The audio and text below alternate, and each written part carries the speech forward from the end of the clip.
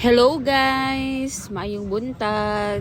So, pakita lang na ako sa inyo ha kung unsa akong everyday na ginabuhat. So, every 3 a.m. mamatan ako para mga abre sa amo ang tindahan kay mao man gyud ang tingdaghan sa customer kay buntag sayo daghan magmamahaw. So, mao na to guys. So, naghimuta pa ko kay kuan kaning daghan pa kog muta ani og piling gwapa kay kumo posting ani o. So nagprepare ko og tantaran guys kay maghiwa ko dag panakot. Wa pa ko kabalo kung unsay una nako buhaton, maghiwa ba o manghilamos. So nagkukop lang ganadaan tubig kay humulan sa mga panakot kay akong gusto una hiwaon is ang kamatis guys. So manay pinabubo nako. Panguha nako ang mga panakot na pangpilian nako angay na kong hiwaon daan. So, mo ni guys, pili na ko sa mga bumbay, sa mga kamatis, sibuyas dahon, kay need gid na ko siya hiwaon, kay para pag sugba, dali na siya, dili na ko magkarakara. So, kani, kuha na po kog laing tubig, kay mo ni nga time nga nakadesisyon ako kung na manghilamos. So, nanghilamos pa ko dire skilled, kay di lang siya maklaro sa to ang video guys, kay so ang tama di man ta ka-afford og kaning holder sa cellphone. So ako lang siyang gisandig sa may kuan freezer. So nanghilamos na ko ani. So mo na naka refreshing na gamay. Nangita kog nuog ani nga itrapo na ko sa ako ang naong. So wa may lain, so kanila lang t-shirt mo akong gitrapo sa akong naong. So mauna ni gikuha na ko ang planggana, gi-transfer na ko dool sa my cellphone kay murag feeling na ko layo ra jud kaayo. Then gikuha na ko ang tadtaran, no, gi-plaster na po na ko ang cellphone kay di gid siya pangit gid siya angle guys na. Mauna ni nag-prepare na ko sa akong hiwaon ng mga panakot. So naghiwa na ko Bombay ani kay wala gi sad man kay ang bebe na kay allergic ko aning Bombay. Pag makahiwa ko maghilak-hila ko. Nangita ko bangko ani kay gusto ko moingkod kay dili na kaya sa ko ang tiil. Ota pinaingkod na ko, tapos hiwa-hiwa na kog balik sa panakot. Kay nihayag na ginahilin ako plaster sa mga karne, plaster na nako ang kamote, plaster na ko ang karne og kanagkuha na po ko og bangos ani para i-display, ipanglahi na nako ang karne nga ipang marinate og karne nga butangan na po nako asin kay para na ay mapilian po ang customer kay na po ibang customer na gusto po sila og asin na ibutang, na po gusto customer nang hilig po sila tamis na karne. Sa mga nangutana makuha dai mi og ay mo palit dai mi og karne kay sa virus. Kung walay virus ito ami sa Pure Gold. Kung wala pa jud Pure Gold mo to pag mi dito sa may Monterrey, pero mostly sa virus gid mi gapalitan. Stress kog naong ano katugon pa jud kog naong ana ba.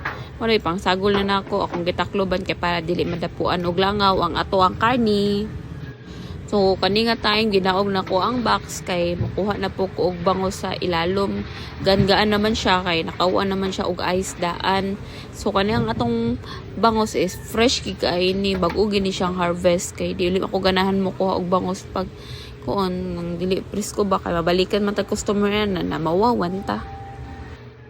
I-plaster na pod nako guys. Diri ang dapita ang bangus. Kani ang akong gikuha una is ang pawayan kay naman po yung mga customer nga mangita pog pawayan kay affordable ra pud kaya tong pawayan na isda.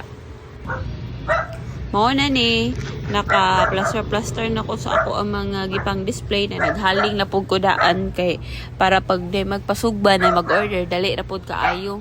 So nabuon jud aron siya aron kaning akong kuan naong kay matumba gid ang cellphone nako. Plaster na ako sa ubang mga baligya pod. Okay. So mao na nagkuha na ko og bangus sa box. Kuha pa kay itong bangus o gabaw pa. Fresh jud kani nga atong bangus gyud. Dili jud mo magbahay kung mopalit mo aning bangus na ako na baligya.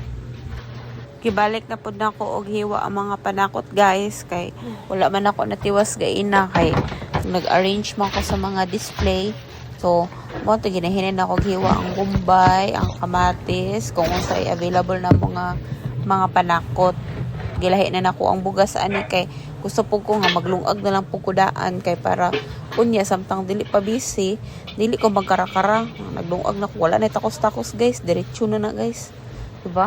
Wala man pud na hilaw pag lungag na ko kay kani nga bugas mapo na akong gamiton kung magputos ko og rice kay gabaligya man pud mi og rice apil naman pud sa mong negosyo tag 10 pesos pud ang iyang putos.